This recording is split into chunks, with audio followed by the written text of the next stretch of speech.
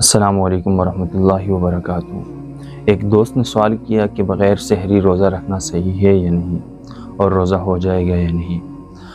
مسائل رفعت قاسمی میں لکھا ہوا ہے کہ سحری کھانا روزے کے لیے مستحب ہے، بس بلا سحری کی بھی روزہ ہو جاتا ہے۔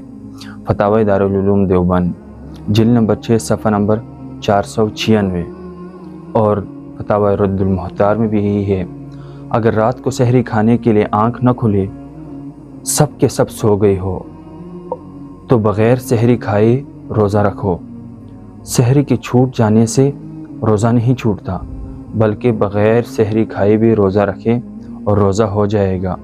اور نہ رکھنا یہ کم ہمتی ہے، یعنی ہمت ہارنا ہے اور بہت بڑا گناہ ہے۔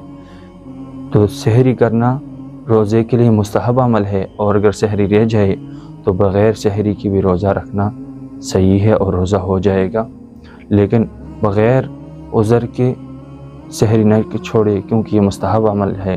اللہ تعالیٰ مجھے اور آپ سب کو اس پر عمل کرنے کی توفیق نصیب فرمائے۔